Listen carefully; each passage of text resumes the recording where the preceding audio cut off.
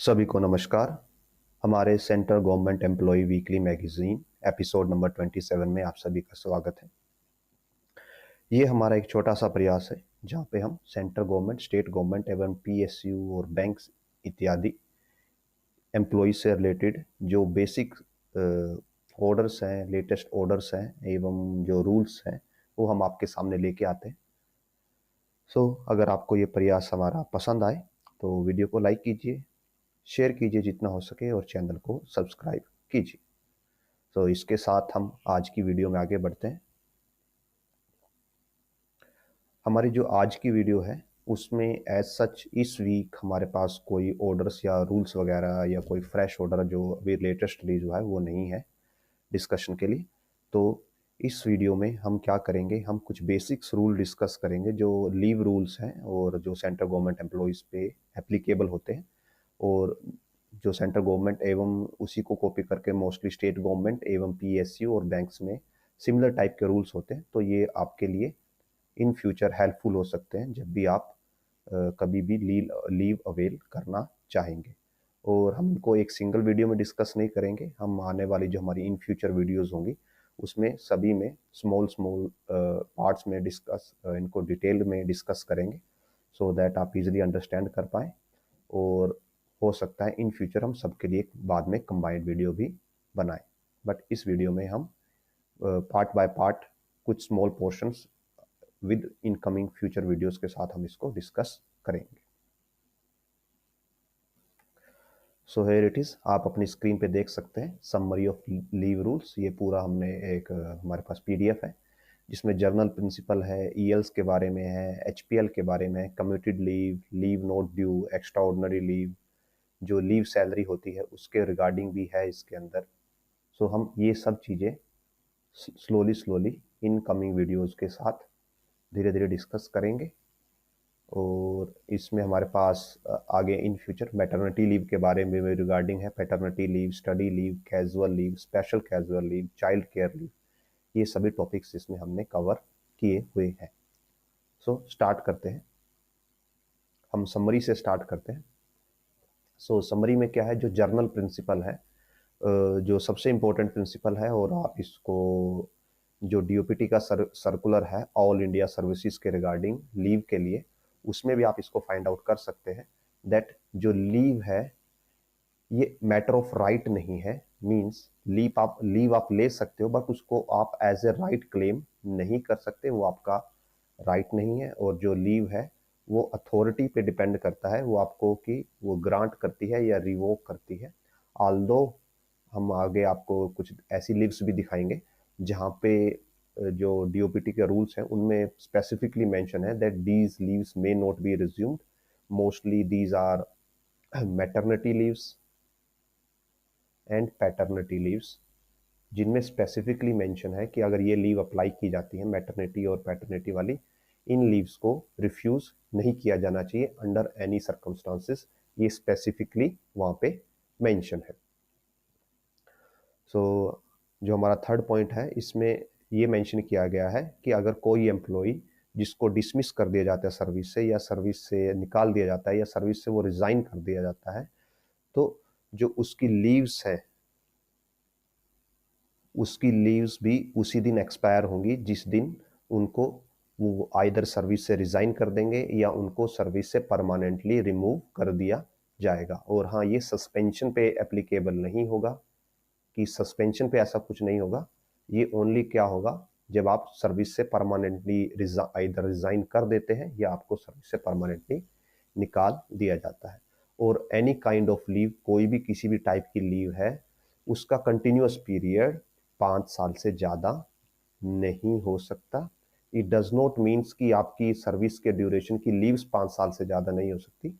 It only means कि आप कोई भी कंटिन्यूअस लीव्स, जो कि ये मोस्टली जो 5 ईयर्स की लीव है ये स्टडी लीव ही होती है,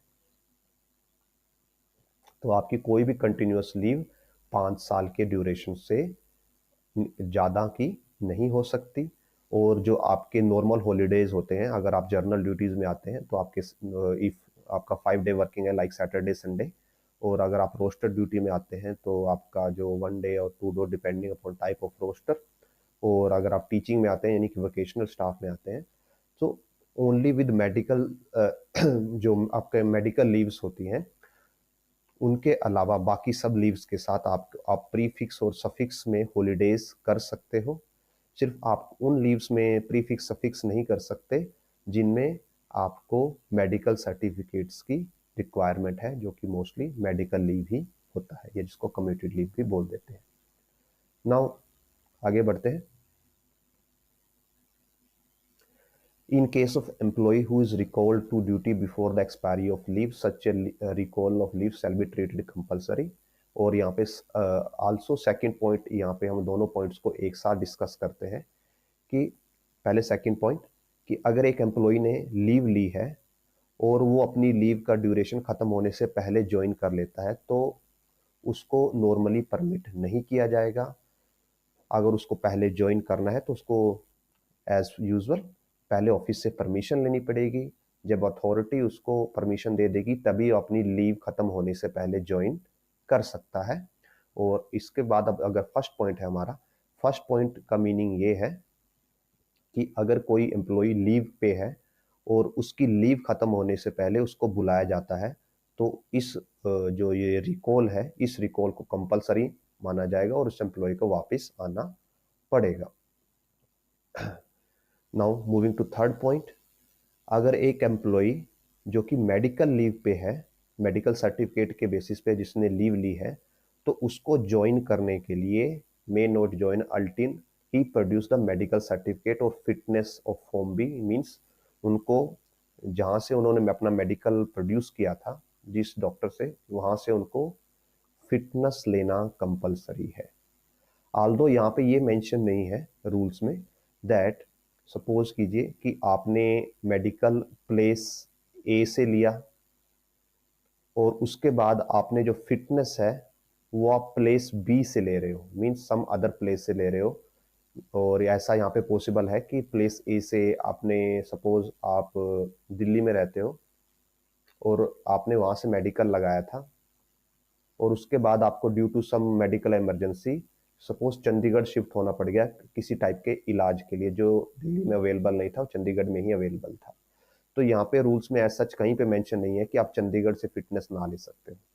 आप चंडीगढ़ से भी फिटनेस ले सकते हो डिपेंडिंग अपॉन, बिकॉज वो जो डॉक्टर है वो डिक्लेयर करता है यस कि वो इलाज यहीं पे था, तो आप चंडीगढ़ वाली फिटनेस भी, आप प्लेस बी की फिटनेस भी यूज कर सकते हो। जो हमारा नेक्स्ट पॉइंट है उसमें ये डिस्कस किया गया है कि अगर आप ऑन लीव हैं तो आप किसी अदर टाइप की सर्विसेज या एम्प्लॉयमेंट नहीं ले सकते विदाउट ऑब्टेनिंग प्रायर सैंक्शन, जो कि आपको नॉर्मली मिलेगा ही नहीं from the appointing authority, because आप ऑलरेडी वर्किंग है। तो आप विदाउट परमिशन जब आप ऑन लीव हैं तो आप कोई अदर जॉब नहीं कर सकते।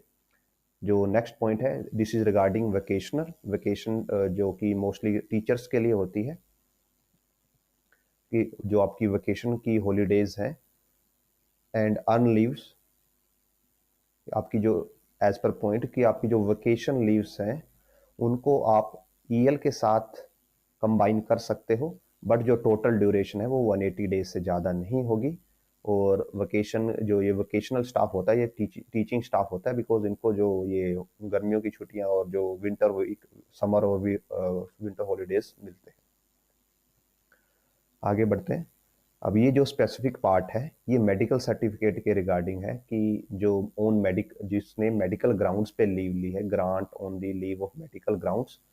सो अगर आप एक सीजीएचएस बेनिफिशियरी हैं, मींस आप एक सीजीएचएस एरिया में आते हैं, तो आपको मेडिकल सर्टिफिकेट या जो आपका फिटनेस सर्टिफिकेट है वो सीजीएचएस डॉक्टर से ही चाहिए होगा, प्रोवाइडेड अगर आप गैजेटेड हैं। अगर आप एक गैजेटेड स्टाफ है तो हम आगे डिस्कस करेंगे कि गैजेटेड स्टाफ के ऊपर रिस्ट्रिक्शन है और नॉन गैजेटेड स्टाफ के लिए थोड़ा रिलैक्स्ड है मेडिकल की नॉर्म्स। और जो अगर आप नॉन सीजीएचएस बेनिफिशियरी हैं या अगर आप सीजीएचएस बेनिफिशियरी हैं बट आपका जो प्लेस ऑफ ड्यूटी है वो सीजीएचएस के एरिया से बाहर आता है, मींस आप रहते CGHS एरिया में, प्लेस ऑफ रिजाइड आपका CGHS एरिया में आता है, बट आपका जो प्लेस ऑफ ड्यूटी है, ये आपका जो हेड क्वार्टर है, वो CGHS एरिया से बाहर आता है। तो आप AMA का सर्टिफिकेट, जो AMA होती हैं उनका सर्टिफिकेट लगा सकते हैं, और ये सब गैजेटेड स्टाफ के लिए है। अगर आप नॉन गैजेटेड स्टाफ है, if you are non gazetted staff, तो आप कोई भी एक सर्टिफाइड RMP से सर्टिफिकेट ले सकते हैं, फिटनेस का या मेडिकल का, जो कि आपके नियर बाय अवेलेबल हो। और यहाँ पे RMP का मीनिंग क्या है? RMP means registered medical practitioner, जो कि सर्टिफाइड गवर्नमेंट के साथ रजिस्टर्ड डॉक्टर्स हैं, जिन्होंने प्रॉपर डिग्री लेके, प्रॉपर एजुकेशन करके जो प्रॉपर डॉक्टर बने हुए हैं, उनसे आप अपना मेडिकल का सर्टिफिकेट ले सकते हो, मीन्स लीव के लिए, और बाद में फिर उनसे आप फिटनेस का सर्टिफिकेट ले सकते हो, प्रोवाइडेड अगर आप नॉन गैजेटेड स्टाफ है। अगर आप गैजेटेड स्टाफ हैं तो ये आपके ऊपर एप्लीकेबल नहीं होगा। आपको आइदर CGHS में जाना पड़ेगा, और अगर आपके पास CGHS अवेलेबल नहीं है तो AMA, और अगर AMA भी अवेलेबल नहीं है then you have to go nearest जो आपका गवर्नमेंट हॉस्पिटल है।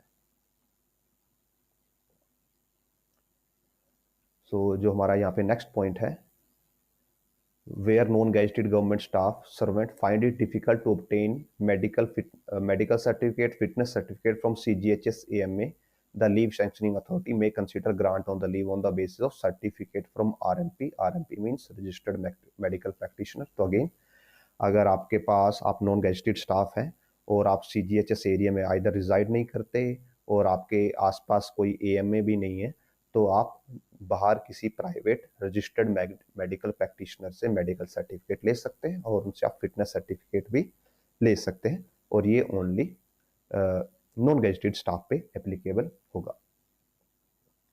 और इसके बाद जो हमारा नेक्स्ट पार्ट है, that is regarding earn leave, और इस पार्ट को हम जो हमारी नेक्स्ट वीकली वीडियो आएगी उसमें डिस्कस करेंगे। होपफुली जो हमने यहाँ पे मेडिकल के रिगार्डिंग जो कुछ डिस्कस किया वो आपके लिए यूज़फुल रहा होगा। अगेन, अगर आपको वीडियो पसंद आई हो तो आप वीडियो को लाइक कर सकते हैं, जितना हो सके उतना शेयर कर सकते हैं, और चैनल को सब्सक्राइब कर सकते हैं। इससे हमें ऐसी वीडियो कंटिन्यूसली लेके आने के लिए मोटिवेशन मिलता रहता है। So till then, thanks for watching, and we will meet next week again. धन्यवाद।